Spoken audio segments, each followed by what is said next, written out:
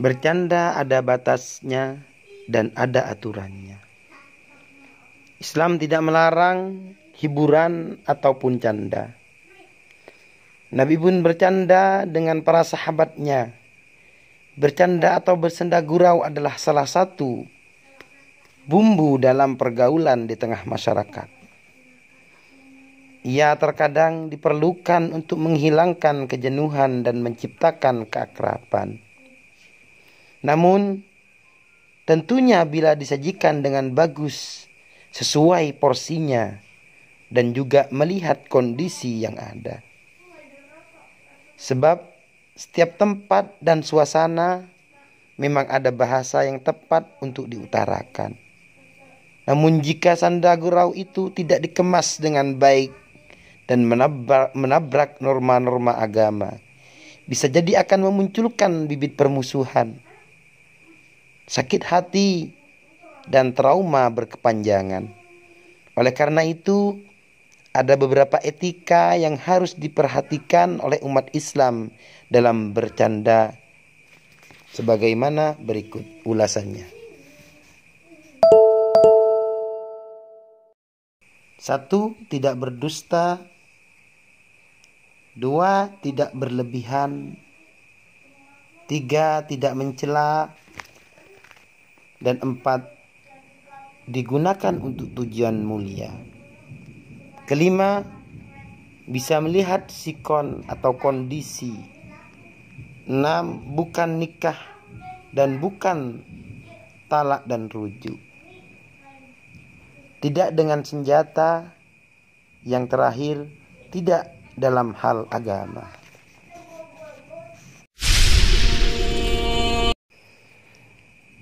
Tidak berdusta. Semua orang pasti tahu bahwa bohong itu perilaku yang tidak baik. Oleh karena itu, berbohong itu harus dijauhi, meskipun saat sedang bercanda. Rasulullah Shallallahu Alaihi Wasallam telah memperingatkan kita tentang bahaya berbohong saat bercanda. Beliau bersabda, tidak dianggap sempurna imannya seseorang sehingga ia tidak berbohong dalam canda dan debatnya. Rawahu Ahmad dan Tabrani. Tidak berlebihan. Rasulullah bersabda, janganlah terlalu banyak tertawa, karena banyak tertawa itu dapat menyebabkan matinya hati. Rawahu At-Tirmidzi. Siapapun seharusnya menyadari akan pentingnya waktu, sebab terlalu banyak menghabiskan waktu untuk bercanda dan bermain bisa membuat tugas-tugas pentingnya terabaikan. Tidak mencela. Dalam bercanda, seorang muslim harus berusaha untuk tidak mengejek orang lain, merendahkan mereka atau menunjukkan beberapa kelemahan mereka dalam panggilan untuk ditertawakan. So Allah Subhanahu wa taala telah berfirman yang artinya, hai orang-orang yang beriman, janganlah sekumpulan orang laki-laki merendahkan kumpulan orang lain. Boleh jadi yang ditertawakan itu lebih baik daripada mereka. Surat Al-Hujurat ayat 11. Tujuan mulia. Ada banyak sekali tujuan mulia yang dapat diungkapkan dengan bercanda. Salah satunya seperti agar dapat berkomunikasi lebih dekat, membangun solidaritas, menghibur atau menggoda teman, menghilangkan penat dan menghilangkan suasana yang membosankan. Lihat sikon. Ada waktu dan tempat yang mungkin tidak bijak jika diisi dengan bercanda dan bermain-main. Contohnya saat berdoa, ketika mengunjungi makam, saat menjelaskan tentang kematian, ketika membaca Al-Quran, dan ketika bertemu musuh. Oleh karena itu, Jika ingin bercanda, sebaiknya melihat situasi dan kondisi terlebih dahulu. Sebab jika salah memilih sikon atau saat bercanda, maka bukan hal yang positif yang didapat, malah hal negatif yang tidak diinginkan justru akan terjadi. Bukan nikah, talak dan rujuk. Rasulullah SAW telah melarang bercanda dalam 3 hal.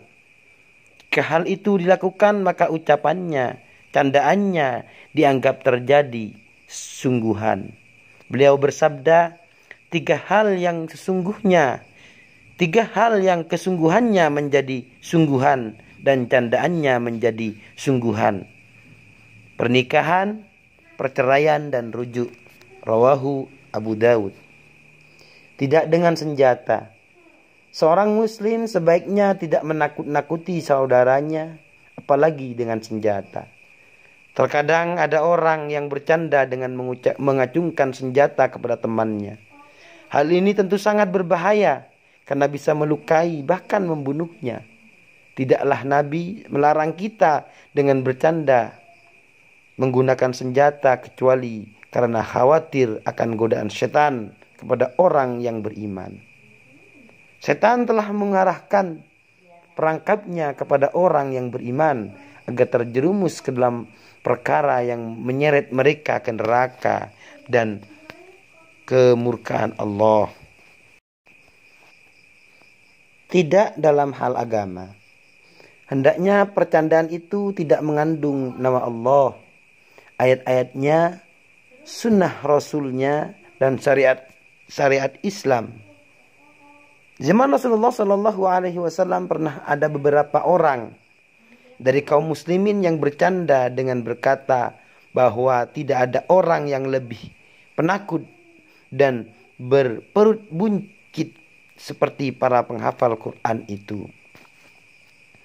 Lalu ada sahabat yang mendengarkan hal tersebut dan melaporkan kepada Rasulullah SAW. Kemudian turunlah ayat yang artinya, dan jika kamu tanyakan kepada mereka tentang apa yang mereka lakukan, tentulah mereka menjawab, sungguhnya kami hanyalah bersenda gurau dan bermain-main saja. Katakanlah, apakah dengan Allah, ayat-ayatnya, dan Rasulnya kamu selalu berolok-olok? Tidak usah kamu minta maaf karena kamu kafir sesudah beriman. At-Taubah ayat 65-66. Ajaran Islam adalah ajaran yang suci yang turun dari Allah. Maka barang siapa yang menghina ajaran ini sama saja dengan menghina Allah dan Rasulnya. Demikian, terima kasih. Assalamualaikum.